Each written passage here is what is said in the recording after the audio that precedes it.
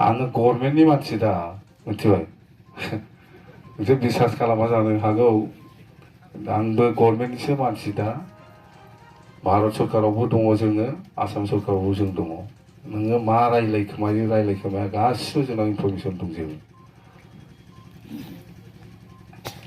दा सुक्तिया जागोन फाइनाल जोङो 3 तारिखखौ नैबे आरो नैबे माबाफोर फैनायनि सायाव हाग्रायाव थांनाया माला रेडि जानो हायो बेफोरथ' एसे टाइम लागोन ना खाबदाब जायो नङा बेफोरो भारत सरकाराथ' गोसोआबा गाबोन समफोरबाबो खालामगोन जों जुदि बुङोबा बिसोरखौ बाद होनानैबाबो खिन्थु आं बुंबाय थादों बिसोरखौ बाद होनो मोना टाइमा लाथों 1 मास लेट जाथों 2 मासानो लेट जाथों बा 1 सप्तायानो लेट जाथों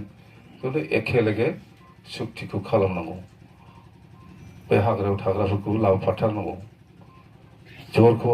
आं बेखौनो होबाय थादों भारत सरकारखौबो आं बुंदों आसाम सरकारखौबो आं बुंदों एकदम खालि बिसोरजोंल' नङा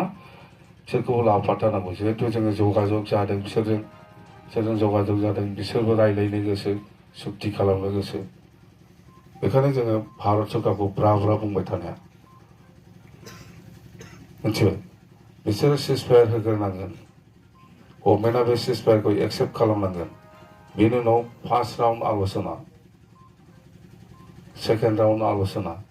मोनसे फर्मेलिटिथ' मेनटेन खालामथारनांगोन नियमनि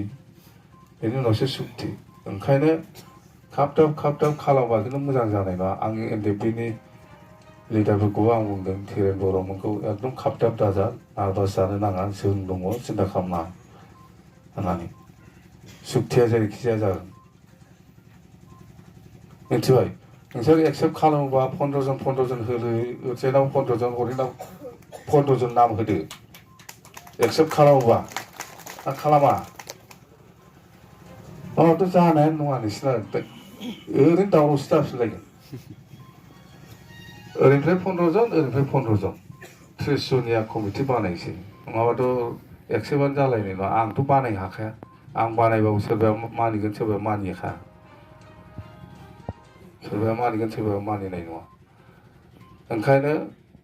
एनडिएफबि सारेन्डार एस'सिएसन नङा होमबा वेलफेयार एस'सिएसन बियो रेजिस्टार्डखा जिहेतु नामा बेनो थागोन जिहेतु रेजिस्टार जाखाबाय बिनि सायाव बडियाल' मिथिबाय सुक्ति ओमफ्राय बै एरिया एक्सटेनसननि बेलायाव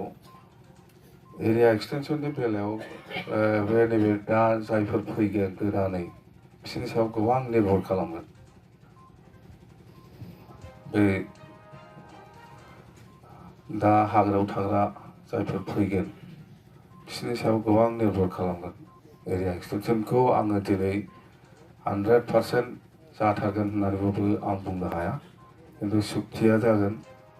फाइनाल आरो सुक्तिनि दारै जों मा मोननो हायो मा मोननो हाया बेखौथ' आं बहुतबार पाब्लिकलिबो बुंबाय मिटिङावबो बुंबाय बेखौथ' खोनाजोबखाबाय बबे डिस्ट्रिक्टनिफ्राय सफैदों दिनै बिटिसि बाहेरानिफ्राय मा डिस्ट्रिक्टनिफ्राय फैदों सनितपुर गलाघाट धेमाजि बिश्वनाथ सनितपुर गुवाहाटी गवालपारा कार्बि आलं लखिमपुर गवालपारा कार्बि आलंनिफ्राय फैयाखै कार्बि आलं फैदोंआनो बिदिबाथ' गासिबो डिस्ट्रिक्टआनो कभार जोब नङा होमबा गासिबो डिस्ट्रिक्टआनो कभार जोब मा सानो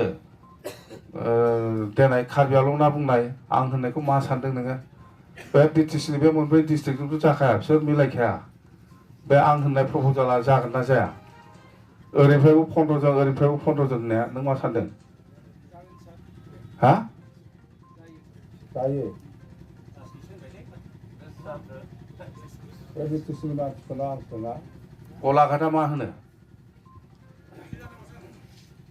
ओरैनिफ्राय 15 जन ओरैनिफ्राय 15 जन लानानै बानायसै जायोना गलाघाट सनितपुरा मा होनो जायो ओमफ्राय गलाघाट मा बुङो गलाघाटआ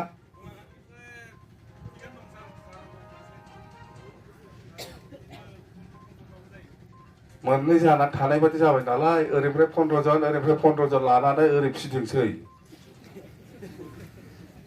मिथिबाय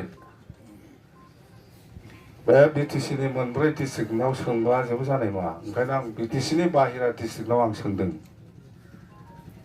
गुवाहाटी मा होनो नोंसोरो गुवाहाटीया सार गुवाहाटीया 15 जन एसे माबा दङ माने एसे 10 बोसोर सालायबायथ' जेबो जोंखौ जेबो उदिसबो लाया जेबो लाया सब डिस्ट्रिक्टखौनो ओंखायनो एसे गोजांनाय एसे खम मोनबा मोजां गोदान नांगौ दे ओमफ्राय गुवाहाटीनि उनाव गवालपारा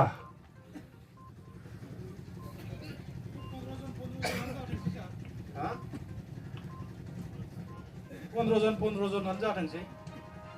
ओमफ्राय मा दंबावोमोनलाय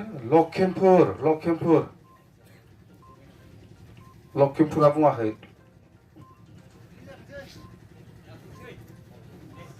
15 जन रायजो राजा गोरोबनाय बायदि जाथोंसै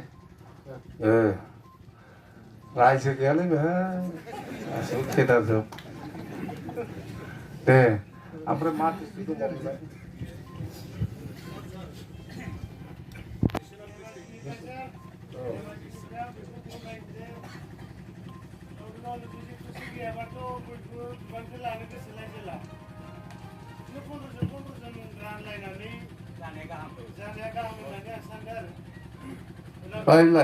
दे जाबाय नोंनि बिस्वनाथआ बुंदों बै आंनि बायदिब्ला दहाय माबा गुवाहाटी बिथां बुंनाय बायदि जादों नामा 10 जन माने गोजामा अलरेडि बेहाय गोजाम गोदान गैलालै नोंसोरो मिलायनायखौ आङो मिलायनायनिसो बुंदों आं मिलायनोनो आं बिदि खालामदों मा बिसोर 20 बोसोर जाबाय होनलायनांगौ जायो बे माबा जायाना बिसोराबो मोनसे ग्रुप थाबाय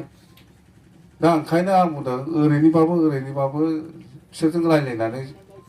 समाधान जाया ओंखायनो आं BTC नि बाहेरानिफ्राय कमेन्टखौ बिबाय थादों ओमफ्राय मा डिस्ट्रिक्ट थाबावखो धेमाजियाथ' बुंबाय दा बेलाय